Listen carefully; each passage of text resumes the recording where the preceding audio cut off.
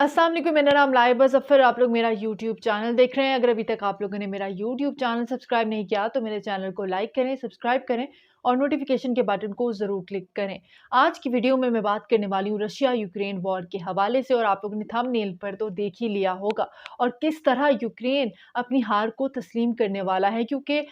हाल ही में दूसरी एनिवर्सरी होने जा रही है रशिया यूक्रेन वॉर की, जिसका हमें कोई नतीजा मिलता हुआ नज़र नहीं आ रहा था, लेकिन अब हमें नतीजा नज़र आ रहा है कि ये वॉर किसके हक में जाने वाली है। सबसे पहले तो आप लोग स्क्रीन पर देखें, ये मैप आप लोग देख सकते हैं। इसमें जो रीजन्स आप लोग को नज़र आ रहे हैं, ये सारे रीजन्स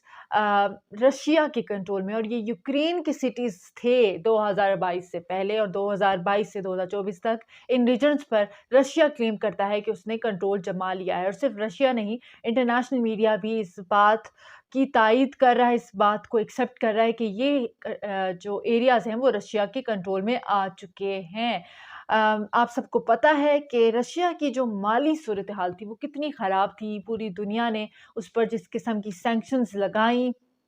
और इंटरनेशनल मीडिया में जिस तरह हाइब्रिड वॉर की गई रशिया के ख़िलाफ़, रशिया के अगेंस्ट प्रोपेगेंडा किया, और हम सबको, यानी पूरी दुनिया को रशिया के अगेंस्ट करने की बहुत बड़ी कोशिश की गई, लेकिन इसके बावजूद रशिया जो है वो स्ट्रॉन्ग उभर कर सामने आया। लेकिन कुछ रोज़ पहले हमने देखा कि जो यूक्रेन के प्राइम मिनिस्टर ज़ेलेंस्की, उनके चेहरे पर भी थोड़ी-सी मुस्कुराहट नज़र आई, क्योंकि यूनाइटेड स्टेट्स के जो प्रेसिडेंट है जो बाइडेन, उन्होंने $95 बिलियन का मिलिट्री एड बजट जो है वो अनाउंस किया था, जो कि सेनेट से पास हो गया था, लेकिन अभी भी वो हाउस ऑफ रिप्रेजेंटेटिव में पेंडिंग है। यहाँ पर एक इंटरेस्टिंग बात वो मैं आपको बताती चलूँ कि जो यूनाइटेड स्टेट्स के प्रेसिडेंट जो बाइडेन हैं वो डेमोक्रेट्स के हैं, और जो हाउस ऑफ रिप्रेजेंटेटिव में ज़्यादा मेंबर्स इस टाइम मौजूद हैं वो रिपब्लिकन पार्टी के हैं, यानी ट्रंप की जो पार्टी है वो रिपब्लिकन पार्टी है, और वो लोग इस बजट के बहुत ज़्यादा खिलाफ हैं कि इतना बजट जो है वो इंक्रीज़ नहीं होना चाहिए।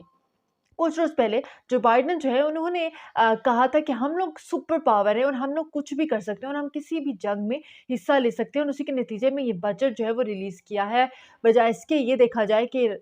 यूनाइटेड स्टेट्स की जो इकॉनमी है वो बहुत ज़्यादा श्रिंक हो रही है,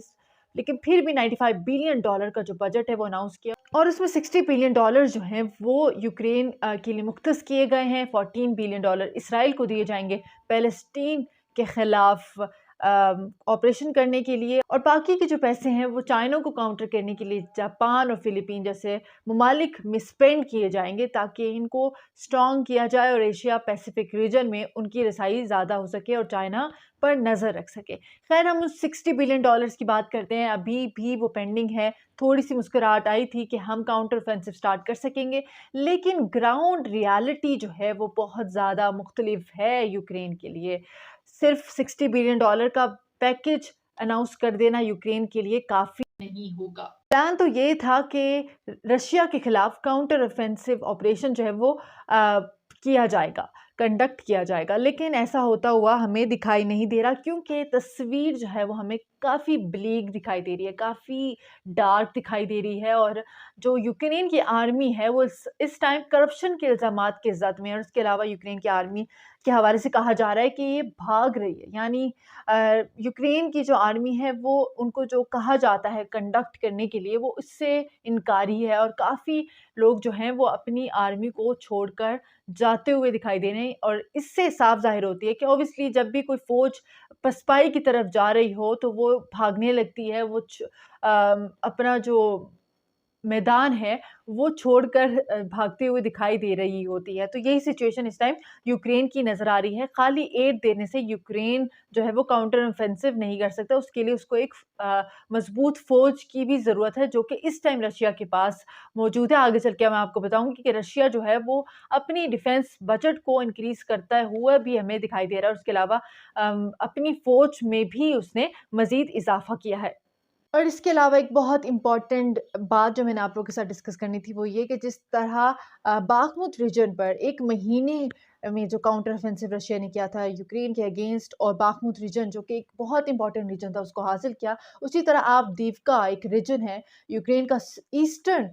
यूक्रेन में ये सिटी मौजूद है, उस पर भी अटैक जो है वो किया है रशिया ने, और उस एरिया पे दावा कर रहा है रशिया के उस एरिया को मुकम्मल तौर पर कब्ज़ा कर लिया है रशिया ने, और ये एरिया एक ख़ास तौर पर अगर अगर मैं आपको इसकी इम्पोर्टेंस बताऊँ तो इसको कैप्चर करना एक बहुत बड़ी विक्ट्री कंसीडर किया जा रहा है रशिया के लिए, और इसकी एक बहुत बड़ी हिस्ट्री है, वो मैं आपको बताती हूँ कि आखिर अवदीव्का रशिया के लिए इतना इम्पोर्टेंट रीजन क्यों था।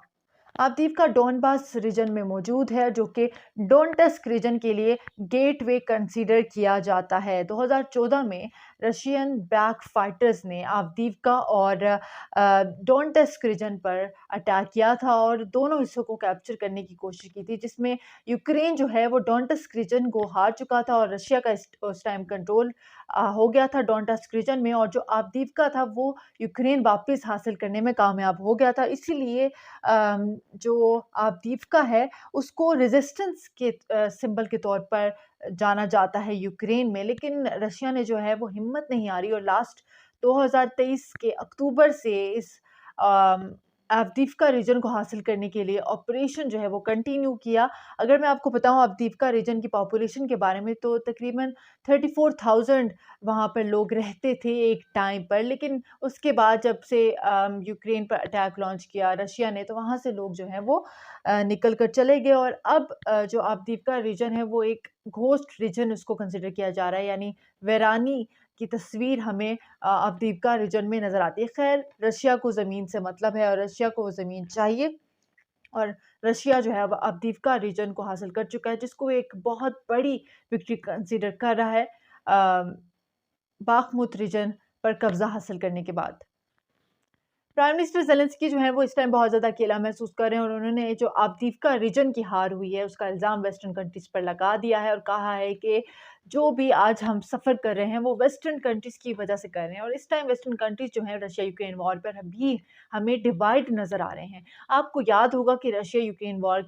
जिस तरह स्टार्ट हुई थी, तो उस टाइम नेटो कंट्रीज़ जो हैं वो बड़े मुत्तहद होते हुए हमें दिखाई दे रहे थे, और यूरोपीय यूनियन इटसेल्फ, यूरोपीय यूनियन की जो फ़ौज है उसने 53 बिलियन डॉलर का जो बजट था वो ऐलान किया था, लेकिन उसमें से भी सिर्फ 32 बिलियन डॉलर जो है यूरोपीय यूनियन जो है उसने अदा किए थे। लेकिन अब यूरोपीय यूनियन ने जो घुटने जो हैं वो टेक दिए हैं और हाथ उठा दिए अपने, कि हम लोग जो हैं वो अब कोई भी मदद नहीं करने वाले यूक्रेन की, क्योंकि हम लोग 2 सालों से बहुत ज़्यादा सफ़र कर रहे हैं रशिया यूक्रेन वॉर की वजह से। लेकिन जो अमेरिका है वो सिर्फ हमें एक पेज पर दिखाई दे रहा है और कह रहा है कि हम रशिया को घुटने टेकने नहीं देंगे। आप लोग को पता है कि रशिया और अमेरिका की कितनी पुरानी जंग रही है, सर्द जंग जो रही है, तकरीबन 50 साल रही है, और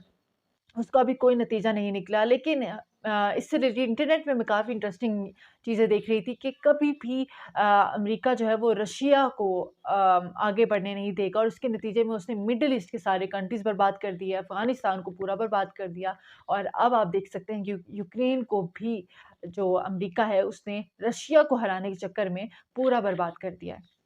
प्राइम मिनिस्टर ज़ेलेंस्की अब कुछ देर बाद, यानी मतलब हो सकता है कल, परसों, तरसों, यानी पूरा महीना भी हो सकता है, लेकिन उन्होंने कहा है कि वो अपनी एक पूरी प्रेस कॉन्फ्रेंस करेंगे जिसमें वो बताएँगे कि आखिर हमने ये जंग किस तरह लूज़ की, यूक्रेन के इतने सारे एरियाज़ रशिया को किस तरह लूज़ की, और ज़ाहिर-सी बात है वो इल्ज़ाम भी लगाएँगे कि क्या-क्या वजूहात बनी। इससे पता चलता है कि प्राइम मिनिस्टर ज़ेलेंस्की जो हैं वो मुकम्मल तौर पर उन्होंने हार तस्लीम कर ली है। लेकिन अगर हम रशिया की बजट की बात करें तो 70% मॉस्को ने मज़ीद अपने डिफेंस बजट को इंक्रीज़ करने का फ़ैसला किया है। इसके अलावा 70,000 कह रही हूँ, 1,70,000 मज़ीद सोल्जर जो हैं वो उन्होंने रिक्रूट किए हैं अपनी फ़ौज में। अम, लेकिन एंड वही होगा कि जो इस वॉर में ज़्यादा देर तक सस्टेन कर सकेगा, जीत उसी की होगी, और हमें नज़र आ रहा है कि इस टाइम रशिया जो है वो ज़्यादा कैपेबल है, ज़्यादा स्ट्रॉन्ग है और ज़्यादा देर तक इस वॉर को सस्टेन कर सकता है। इसी तरह की अगर मज़ीद इंटरेस्टिंग वीडियोज़ आप लोग देखना चाहते हैं, छोटी-सी वीडियो जिसमें आपको अ, बहुत ही डीपली एनालिसिस मिलेगा, तो मेरे चैनल को लाइक करें, सब्सक्राइब करें, नोटिफिकेशन के बटन को ज़रूर क्लिक करें, और इसके साथ-साथ मुझे फीडबैक भी दीजिए कि मेरा एनालिसिस आपको कैसा लगा।